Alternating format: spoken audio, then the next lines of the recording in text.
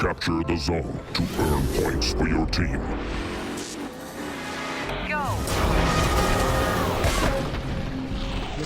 Come on, tell him you going quick!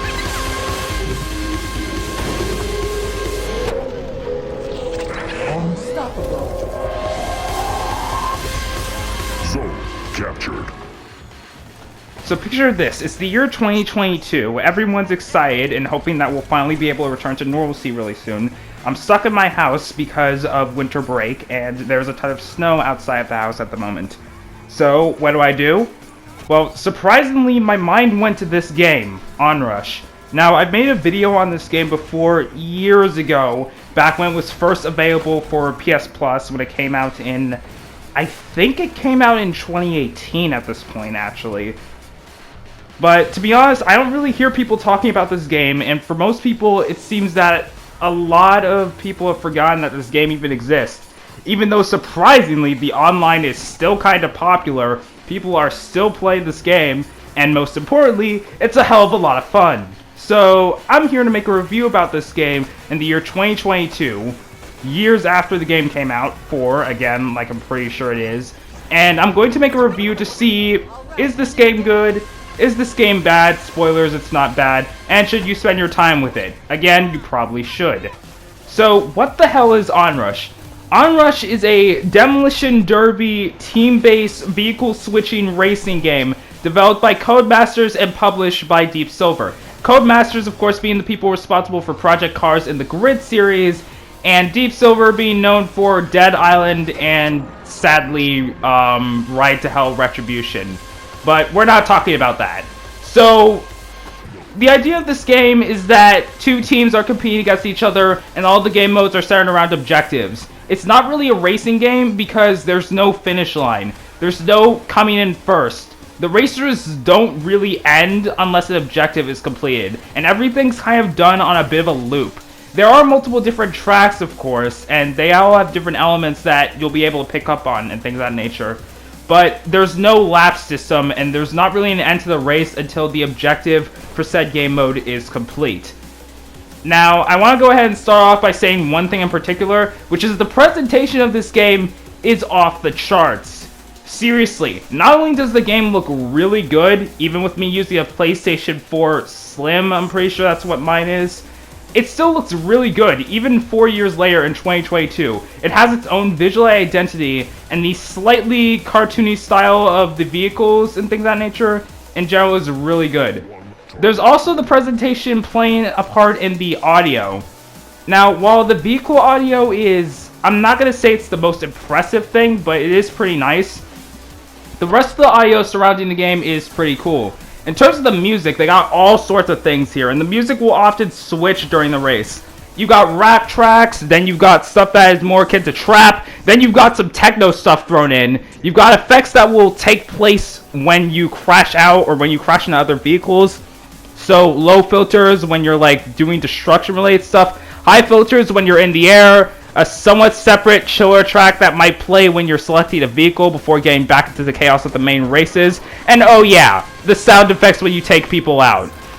Because whenever you take out people, they will always play these DJ soundboard effects that in general are really charming and add to the grungy aesthetic of the general competition that takes place in Onrush, since it's treated as its own extreme sport. I guess that was probably a better way of explaining this game. It's a weird team sport hybrid, or extreme sport hybrid, centered around team play and objectives. Yeah, I probably should have started off by explaining it as such. Get ready! Go! The gameplay is probably the most fun aspect of this game. As I mentioned before, this game is centered around team-based modes. You're never racing on your own. You're always going to be racing with teammates and with opponents. Oh, and a bunch of AI fodder that solely only exists to be destroyed to give you more boosts. Which, yeah, I guess I should talk about the boost mechanic. Boost is basically nitros, and it's honestly the most important thing in this entire game. You gain boost by crashing into other opponents, crashing into the fodder AI, which is honestly probably the best way to get boost, and doing things such as like doing jumps, or doing tricks, or doing barrel rolls. All sorts of various things, although you can't get boost for drifting for some reason. I don't know, I guess that would make things a bit too easy because the cars can get kinda slippery when you use the handbrake or if you take a turn awkwardly. But that's besides the point. So, all of the gameplay is set into 4 various modes that exist. You've got Overdrive, Countdown, Lockdown, and Switch.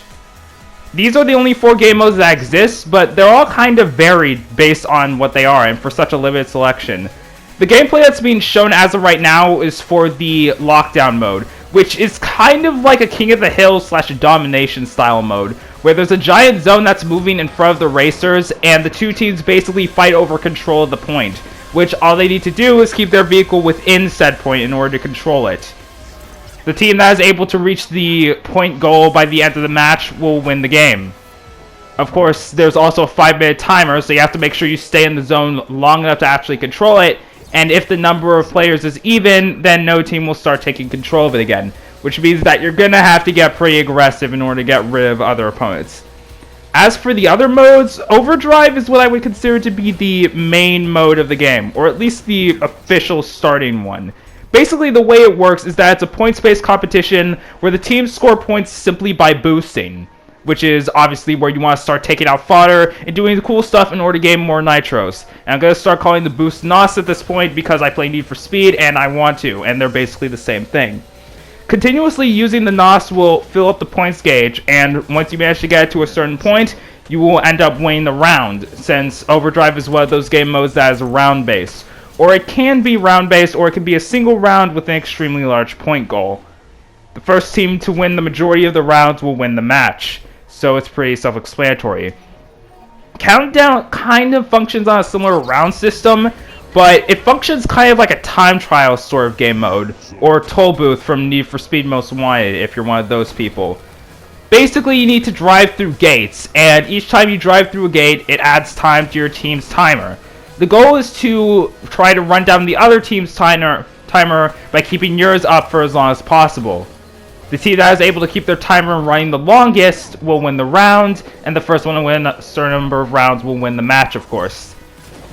Now, all of these modes have had a relatively, I'd say, similar goal set around them, which is they're all centered around scoring points or controlling areas, things of that nature. Then we get to Switch, which is honestly the most unique mode this game has, and my personal favorite. Get ready. Switch is kind of like an elimination-based game mode, which for a racing game is pretty unique. There are 4 different vehicle classes in this game, spread across a total of 8 vehicles. You've got 2 bikes, which are the Outlaw and Blade. You have the 2 buggies, which are Vortex and Charger. You have the 2 cars, which are Dynamo and Interceptor. And you have the 2 trucks, which are Showdown and Titan. The way that Switch works is that every player will start out on a bike, and each time they die, they have to switch into the next class of vehicles. Which means that if you die as a bike, you will have to switch into a buggy. If you die as a buggy, you will have to switch into a car, etc., etc. The basic goal here is you want to run out the enemy team's switches and try to have your switches still present by the end of the game mode. The first team to run out of switches lose the match. It's pretty simple. It's basically an elimination game mode. Take out your opponents and basically eliminate everyone 3 times in order to win. When you run out of switches, you are essentially stuck as a truck. You can still get taken down, but you'll just respawn as a truck again. Basically, all you can do as a truck is try to take down the other players and hope that your teammates can stay alive long enough in order to actually win the game, since this game mode is going to be centered as much around you as it's going to be centered on your teammates. Basically, you want to try to avoid dying as much as possible, but there's also a pretty interesting dilemma centered around this, since you need to consider whether or not you want to stay alive so that way your team has potentially more switches, or you want to risk it all and take out another opponent so that way you know that they will also run out of switches, which can lead to situations like what you just saw, where you basically kamikaze yourself into someone with the same switch level so that way you take someone down with you. Now, the interesting thing that is of course added into this game mode is that unlike the other game modes here, your rush gauge basically will stay the same for every vehicle. So whenever you have to switch vehicles, your rush gauge will stay the same as whatever it was in the previous vehicle. Which means that you could build up a rush gauge for a vehicle, and then if you die, you will keep that rush for the next vehicle, say if you want to use the effect of a buggy instead of one of the bikes. Which, oh yeah, I should probably talk about the rush mechanic, should I? It's basically the most important thing in this game. Unless you are playing the aforementioned switch mode, every vehicle will have its own individual rush gauge. The rush gauge is built up simply by boosting continuously. So as long as you're destroying fodder, or doing jumps, or staying near teammates, all the stuff that lets you get boosts, it's pretty easy to fill up the gauge. Once it's at 100%, you can activate Rush, which turns your car into a literal missile. It makes it so it can take out every, and I mean every vehicle in the game. Even if you're using the bikes, which are the lightest class in the game, you can use Rush mode and it will enable you to take out the heaviest class in the game, which are the trucks. On top of that, every vehicle also has different effects that it gets from using a Rush, like blinding other racers, as you can see here. Plus, the game will play this really awesome song whenever you use Rush.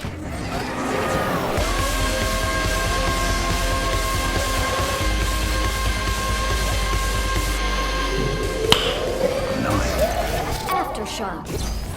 Zone captured. Though, side note, it's important to mention that using the rush meter does not mean that your vehicle is invincible. You can still be staggered by other vehicles and taken out, even if they're not necessarily using the rush gauge. This thing only makes it easier for you to take out the competition. It doesn't mean that you're exempt from being taken out by your opponents, unfortunately. As awesome as that would be, it would probably also break the game. I feel like it's also important to mention that it's possible to keep the rush going for a lot longer than you actually think it is.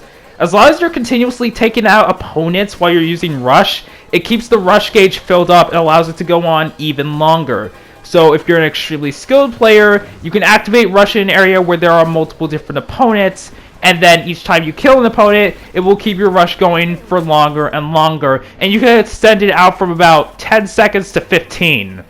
I'm serious, the amount of catharsis that comes out of this game when you take out other players, then hear soundboard effects as if it was commentary from a DJ every time you take someone out, it's a lot of fun. This game gets very chaotic very quickly, especially when you're playing with actual people. Which, yeah, I'm surprised the online of this game is even alive still after 4 years. But surprisingly, it doesn't take too long to get into matches, if at all, and the community is still pretty lively. There's also little call-out things or like text chat options, kind of like what you would see in Rocket League, where you would press the control pad to say different things to your teammates. Though you can't say things to the other team from what I know. You can't do that until after the match is done, to my knowledge. So if you were hoping to trash talk with other players, I don't think that's an option, and neither is voice chat. So just keep that in mind if you're hoping to trigger some other people, which please don't. This is a fun game. I don't want people to stop playing this game because of some nerds being triggered, like I typically do on COD Modern Warfare, but that's besides the point. The only thing that might feel kind of awkward for me is the way that attacking works, because sometimes it can be a little bit inconsistent. The general idea is you want to attack opponents from behind, because I guess it's easier to attack them on the T-bone section of their vehicles, which is what the game constantly mentioned. So you want to be careful attacking people from the sides, because if you try to attack them from the sides and your vehicle's a bit in front of them, you're just going to end up staggering yourself instead of staggering the opponent or instantly taking them out, which is what you want. Also, if you're using a lower level vehicle, it's kind of suicide to try to go after the other vehicles, since all the vehicle classes will be above you and it will become extremely hard to take out another vehicle unless it's another bike. Which, yeah. Also, I feel like if you're using a tank to play through this game, it can be a little bit cheesy since you can take out every vehicle class of the game with usually no consequences. Unless another vehicle is able to hit you really good from the side and you're already staggered, it's not going to be really likely that someone's going to be able to take you out unless they're using another tank vehicle and maybe a car. Also, yes, this game does have weather effects, and trying to set up in custom game a timing where it's nighttime and there's heavy rain or heavy snow basically makes it so that you'll go blind trying to play through this game. Because, yeah, you can't see jack when it's dark and there's snow in front of your face. Other than that, though, I don't really have many complaints about this game. And it's really an underrated game that I feel like most people didn't give much of a chance because nobody understood how the game even worked. Since it's not really a racing game. And people have tried to explain that several times in the past. even in other reviews, this isn't a racing game. This is a team-based demo derby-like vehicle switching nonsensical driving game that I can't even describe normally because there's too much to try to explain with it. All I can say is go play this game. It's a lot of fun. You could probably get it extremely cheap because it's really old. And hey, this is one game that Deep Silver put out that is an absolute garbage. I'm looking at you, Ride to Hell Retribution.